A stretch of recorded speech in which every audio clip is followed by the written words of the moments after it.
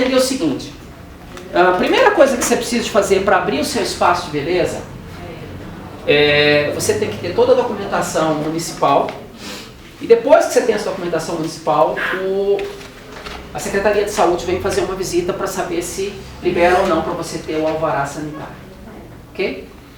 O alvará sanitário, eles vão então levar em consideração se o seu local é compatível, né? Se a estrutura que você propõe para fazer se o tamanho do local é compatível com a meta que você tem, né? Isso a gente chama de memorial técnico descritivo. É uma planta baixa para o local que você já tem, mostrando assim, por exemplo, numa sala igual essa aqui, que deve ter aproximadamente 30 metros quadrados, talvez um pouco mais, eu poderia colocar aqui, se ela tivesse um pouco mais de oxigênio, eu poderia colocar aqui com certeza 10 cabeleireiros trabalhando. Mas ela só tem uma porta de vazão, o secador eventualmente iria começar a aquecer muito o espaço, né? A gente tem que aprender o seguinte, o que eu posso colocar, quantas pessoas no local, qual a distância que eu coloco entre um e outro, qual a distância que o meu profissional precisa para trabalhar, né? Que tamanho que vai ser a minha cabine. Tem muita gente que coloca, por exemplo, o salão bonito e de repente lá no finalzinho do salão faz uma salinha de 2x2, coloca uma maca imprensada, 2x2 é até grande, coloca uma maca imprensada na parede e diz que aquilo ali é a cabine de depilação. É inadmissível. Uma cabine de depilação, ela tem que ter 100% de 360 graus livres para que você possa caminhar ao redor de toda ela. É muito normal, meu espaço é pequeno, então você tem que aprender a dimensionar melhor esse espaço. Você está num espaço pequeno, a sua clientela está te dando, então aprende a dividir melhor esse espaço, porque assim, o cliente de depilação, que eventualmente também pode ser o cliente de massagem, né, o cliente de limpeza de pele, ele precisa de um espaço maior.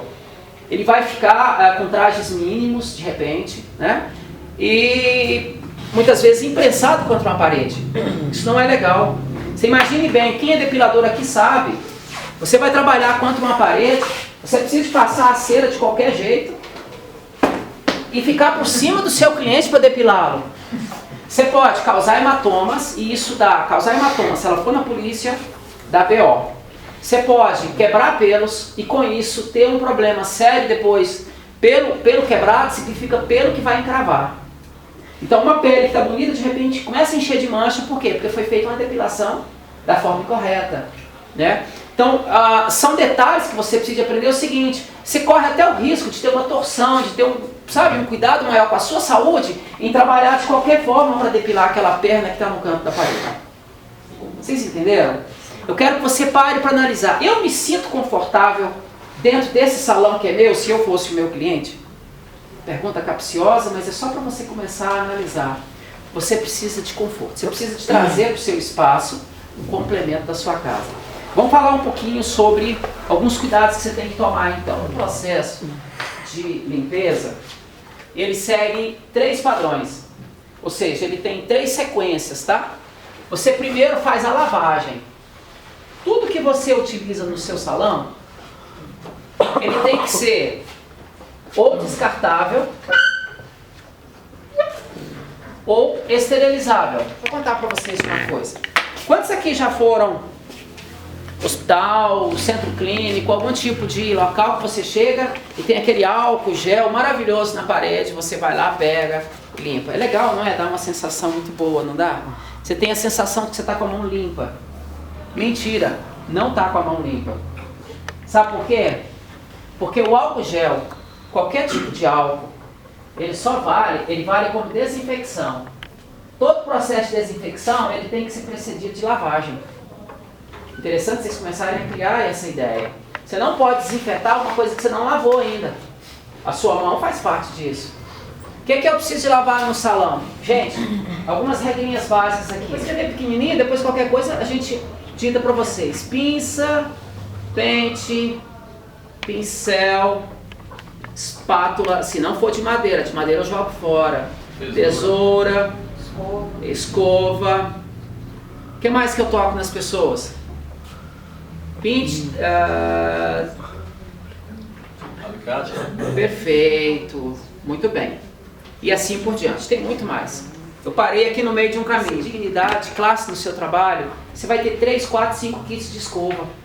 Né? Você utiliza mais a média, você vai ter lá 5 médias, né? 3 pequenas, enfim. Para quê? Porque após cada cliente você vai ter um trabalhozinho básico de limpar ela. Você não pode lavar ela. Você primeiro vai pegar uma escovinha pequenininha, pode ser uma escova de dente, e vai remover todos os cabelinhos que estão, tá? Vou falar com você, por que eu tenho que fazer isso? Gente, quando você faz uma escovinha em alguém, o secador, ele aquece o cabelo. Quando eu faço um aquecimento, eu faço uma dilatação, ok? As cutículas do cabelo se abrem. Resto de pigmento, resto de progressiva, ok? E até mesmo bactérias, algum tipo de doença que esteja ali inserida dentro do fio do cabelo, vem para a escova. Em seguida, você vai cuidar de outro cabelo utilizando uma escova suja. Vocês já pararam para observar? O cabelo às vezes chega bonito no salão, depois de um tempo ele vai perdendo a cor, vai perdendo o vício, vai, sabe, deixando de ser tão bonitinho. E às vezes a pessoa põe, ah não, é o cloro da água que está fazendo isso aí no seu cabelo. Sabe? É a falta de higiene, a falta de cuidado, ela vai transformando. As doenças de cabelo são tantas, desde uma psoríase que tem fundo nervoso, mas que é contaminante também, a caspa, o próprio sebo que o couro cabeludo solta, tudo isso são doenças que eventualmente você pode transferir de uma pessoa para outra, por utilizar uma mesma escova. Terminou o procedimento, varre a escova, ou o álcool 70, você vai ter que utilizá-lo. Por exemplo, gente, com esse litro aqui, ó, é feito para procedimentos médicos, tá? Tudo aquilo que o médico utiliza para cortar ali, antes dele esterilizar, ele desinfeta com isso daqui. A escova, você não é uma escova, não é um objeto perfuro-cortante. Você não precisa de trazer a escova aqui para um esterilizador. Mas a desinfecção precisa. Você vai desinfetar a sua escova com um produto desse. Tem gente que prefere usar o álcool 70, não tem problema. Só que a economia, o investimento que você faz para adquirir é alto, é R$50 um litro desse. Só que você tem 1000 litros de líquido aqui para trabalhar. Só uma pergunta, sobre essa desinfecção. O lisoform, ele também seria? Mesma coisa. É só questão de marcas, né? A diluição aqui é o seguinte, gente, 1 ml para 1 litro de água. Tá? Você faz a diluição na hora que você vai utilizar. Você não pode diluir agora para usar de tarde, já era. Mas você pode fazer agora e deixar a escova submersa por... Roberto, por gentileza, vê quantos minutos aí? Acho que é 5 minutos. Por 5 minutos, tá? 5 minutos. Por 5 minutos que a sua escova tá... Mas veja bem, antes de você desinfetá-la, você deu uma escovada nela, lavou e depois você desinfetou. Em seguida, coloca no sol, coloca para secar, né? Seca com um secador, se for o caso. Vai dar um trabalhinho, vai. Gente, nós estamos falando em oferecer qualidade. Pinça. Gente, a pinça, ela merece, depois de cada cliente, no mínimo, uma lavagem e uma pontinha ali de álcool para você estar esterilizando ela e guardando. Você pode ter doenças locais, tá? Você pode ter sebo e muitas vezes você sabe disso, às vezes você tira um pelo, vai mais profundo e ainda sai sangue. Pode acontecer? Pode. Nesse caso, esse tipo de pinça, se ela teve secreção de sangue, ela convém ficar de molho também. Agora é interessante você observar o seguinte, você não vai sair paramentado de branco na rua, como muitos médicos e enfermeiros fazem no reunião. A sua roupa branca, ela tem que estar no seu local de trabalho. Você saiu à rua para fazer um lanche, você foi no banheiro e tal, deixa essa roupa branca lá na sua cabine e utiliza na hora do procedimento, tá? Porque senão no que você vai na rua, ela se contamina também, né? É interessante, você pode ir de roupa branca, você pode ir com outra roupa, mas quando você for botar o jaleco e os demais acessórios, você vai estar utilizando na hora que você for fazer o procedimento, ok? Então a toalha, o que você vai fazer com a toalha? Essa toalha, ela foi para o expurgo, estão lembrados desse problema? Né? Pode ser uma caixinha, uma Tupperware, pode ser um balde grande, com tampa de preferência, para ficar tudo separadinho. Você acumulou quantas você precisou ao longo do dia. No final do dia você leva e lava separado da sua roupa. Depois que você fizer a lavagem, faz uma asepsia na sua máquina para ela ficar em condições de você voltar a usar com a sua família, ok? E aí o seguinte, secou a toalha, qual o procedimento? Você tem duas opções, você pode dobrá-la em 4, ou você pode fazer um rolinho. Até aí não tem novidade nenhuma, né? Não. A novidade é que você vai pegar isso aqui e envolver no papel filme. Ou você vai colocar no papel filme, ou, gente, é tão pouco espaço. Tem que ter, por exemplo, você tem um salão, é um ambiente só. Então você precisa ter uma pia. Essa pia tem uma dimensão mínima para que ela possa ser uma cuba para você fazer a lavagem do seu material. Tá? A gente não quer enganar ninguém, você não vai pegar o seu material para levar para casa para lavar, você tem que ter onde lavar e provar pro agente que te fiscalizou, que te visitou, que você lava e faz tudo direitinho. Preferência que ela esteja do lado de uma bancada, essa bancada é onde você eventualmente vai mexer. Você tem que ter separado o material contaminado e determinado, escrito, do material que está limpo. Tem que estar por escrito, senão você pega o material errado para utilizar no seu próprio cliente. Olha só uma coisa. Sobre todo o espaço tem que ter uma pia ou uma bancada, né? Que pode ser o seu carrinho auxiliar, eventualmente, essa bancada. Tem que ser olhado, estudado cada caso. Qual a função dessa bancada?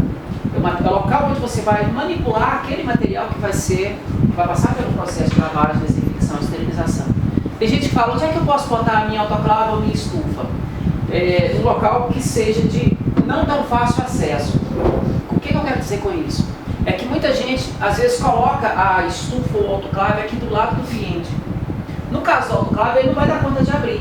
Mas é muito comum, às vezes, o cliente enfiar a mão enquanto está acontecendo um processo para tirar alguma coisa, até para ajudar a manicure que está cuidando. E isso é proibido. Se a estufa tiver de fácil acesso, uma criança pode chegar e mexer também. Então você tem que ter, você quer deixar num ambiente, preferência que tenha uma divisão física então e ela fique mais reservada, né? A esse espaço dá-se sala de descontaminação, né? É um ambiente onde você pode fazer todo esse processo de asepsia e de fazer ali o processo de limpeza desse material, desinfecção e esterilização do mesmo. Agora, vocês querem ver uma coisa? Tem que ter eu estou olhando, isso aqui tem a lixeira, uma lixeira com acionamento de pedal, tá? Estão lembrados da física quântica? Tudo aquilo que você deposita, se é sujeira, continua ainda os ativos ali vivos, né? A lixeira parece porque a gente está tendo a exigência de que sejam lixeiras de inox. Inox. De inox. Porque é necessário, assim, eu queria entender se é para todos que estão aqui, né, porque são outras áreas, ou se a gente também pode usar, dependendo em que sentido a gente pode usar de plástico, porque tem a de plástico também de pedal. Eu queria que você explicasse essa questão pra gente. Olha só, o plástico, ele se torna mais difícil você fazer asepsia. No inox você pode até passar o pano com álcool, eventualmente, e manter ela mais limpa, né? No plástico realmente fica um pouco mais difícil. Porque depois de cada vez que você encheu ali o seu saco, ou na virada do dia, é interessante que você volte a lavar ali e manter a sua lixeira também limpa. Porque senão acaba, às vezes o saco rasga ali dentro, principalmente banheiro. Vocês já viram? Por mais que você tire, a caixinha ainda fica fedida. Interessante limpar pelo menos uma vez por dia, né, no encerramento. A de plástico, ela se torna mais complicada de se fazer uma asepsia mais profunda. O inox, ele por si, sabe, ele vai delimitar menos perímetro para que as bactérias circulem, ele vai estar mais limpo. Qualquer mudança que você faz, ela vai trazer melhorias, primeiramente, para a sua empresa, vão te dignificar enquanto profissional, vão qualificar você enquanto quem cuida da cabeça do outro, tá? E vão aumentar essa maior segurança que você vai ter e minimizar a quantidade de danos que você pode propiciar. Eu vou virar para você e falar o seguinte, antes de ser obrigatório utilizar cinto de segurança, as pessoas de repente pensam assim, eu tenho que usar para não ser multado. Nós temos que usar porque é um meio de segurança. Então você vai usar a limpeza, a asepsia e esse cuidado todo com a vida do seu salão, não é porque os agentes vão ficar de olho, é porque você vai entender por A mais B que são pequenas mudanças que vão atrair um público maior, um público mais exigente, vão te fazer ganhar mais dinheiro, porque na medida que você cresce, as pessoas começam a depositar mais em você sabe? Vão te melhorar enquanto cidadão e você vai com certeza ter uma prospecção muito maior. Agora, por que as pessoas continuam usando o cinto de segurança e continuam tendo acidentes? A Secretaria de Saúde não vai ter resposta para todo mundo, assim como o Detran não tem quando tem um acidente, por isso que vai o Detran, vai muitas vezes o DR, vai a Polícia Civil, porque é necessário uma força-tarefa para descobrir o que foi que incidiu naquele acidente. É por isso que em cada caso o agente vai estudar e ver qual a melhor forma de adequar o seu espaço. Mas de um modo geral, a contaminação cruzada é a mesma. O fato de lavar, independente de você estar aqui ou na Suíça, é a mesma forma. Acabou de usar, tem que lavar. Depois que você passar pelo processo, então até então nós estamos falando assim, agora, aonde vai ser o ambiente que você vai lavar? Tá. Vai ficar a critério dos agentes observar se a pia que você tem, se ela condiz com o espaçamento mínimo que dê para você fazer a lavagem da forma adequada. Entende? Se você vai botar, por exemplo, um monte de escova numa pia que não cabe as escovas, você vai ter que lavar fracionadamente. Ao invés de você ter isso também, você pode eventualmente ter uma cuba, se for o caso, e fazer a sua lavagem dentro daquela cuba, sabendo que você vai ter o trabalho, sempre jogar ela fora, pegar outra, fazer o processo, né? Fica sempre, veja bem, a cuba é, uma vez plástica, ela não tem condições de suportar, por exemplo, uma asepsia mais profunda, mas a lavagem em si, não vejo nenhuma necessidade. Acredito que a cuba possa atender. Você pega a água e você vai fazer a sua manipulação, lavar, e se for o caso, enxaguar, usar mais de uma vez. Quando você utiliza água corrente, é muito melhor que você resume ali o assunto muito mais rápido, né? Mas é uma forma paliativa, tá, de você minimizar os danos ali, né? Vamos só voltar para a parte que eu falei de lavar as mãos. Todo mundo pega a mão, logicamente, e lava as mãos. No máximo, a gente faz esse aqui, concorda? Tá. Você já vai dar uma toalha e seca. Eu não fui muito além disso. É sério. Você tem que aprender a lavar as mãos. Lavagem de mãos. Se você for... lavou, esfregou entre os dedos, com uma e com outra. Lava a ponta dos dedos. Lava o polegar. É trabalhoso? Lava o antebraço aqui. Tá? E depois... Vamos agora ver os 10 passos que garantem uma perfeita higienização simples das mãos. Você já vai dar uma toalha e seca. Eu não fui muito além disso. É sério. Você tem que aprender a lavar as mãos. Lavagem de mãos. Se você for... lavou, esfregou entre os dedos, com uma e com outra. Lava a ponta dos dedos. Lava o polegar. É trabalhoso? Lava o antebraço aqui. Tá? E depois... Vamos agora ver os 10 passos que garantem uma perfeita higienização simples das mãos. Você já vai dar uma toalha e seca. Eu não fui muito além disso. É sério. Você tem que aprender a lavar as mãos. Lavagem de mãos. Se você for... lavou, esfregou entre os dedos, com uma e com outra. Lava a ponta dos dedos. Lava o polegar. É trabalhoso? Lava o antebraço aqui. Tá? E depois... Vamos agora ver os 10 passos que garantem uma perfeita higienização simples das mãos. Primeiro passo: abrir a torneira e molhar as mãos, evitando encostar-se na pia. Segundo passo: aplicar na palma da mão a quantidade de sabonete necessária para cobrir todas as superfícies das mãos. Terceiro passo: ensaboar as palmas das mãos, friccionando-as entre si.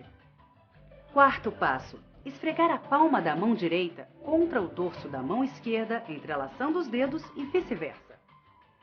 Quinto passo: entrelaçar os dedos e friccionar os espaços interdigitais.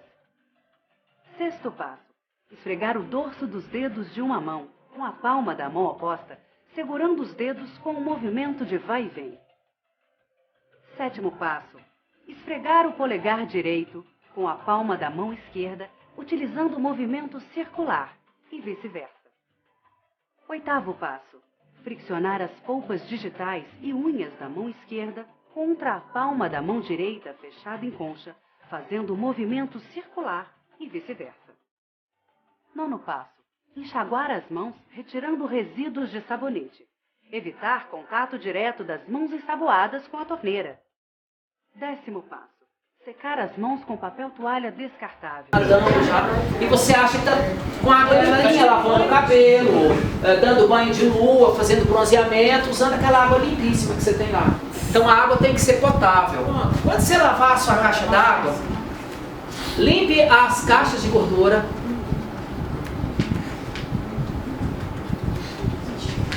Eu deixo qualquer agente lá na minha loja abrir as tampas dos bueiros, aqueles que é cheio de barata, e abrir. Se tiver uma barata lá, eu compro. Porque não tem, né? Sabe por quê? Porque a minha caixa de gordura é limpa constantemente. Se você utilizar, meu Deus, se você utilizar, eu sempre falo de besteira para as pessoas associarem uma coisa a outra, falando como barata. É só para você lembrar dessa besteira e falar assim, barata e beleza não se combinam. Já falei agora há pouco da toalha que elas passam e agora estou falando o seguinte, dedetização e desratização. Quando você limpa a caixa de gordura, quando você desentope todos os cantos e você faz a lavagem ali da sua parte de esgoto, gente, você começa a ter um ar muito mais, sabe? Aqueles insetinhos que gostam. O rapaz abriu lá essa semana, ele foi para dedetizar, ele abriu as caixas de gordura e não encontrou nada. Não tinha uma bichinha ali dando volta nem nada. Por quê? 4, 5 dias antes a gente tinha mandado lavar tinha uma pilha entupida e a gente mandou lavar de fora a fora.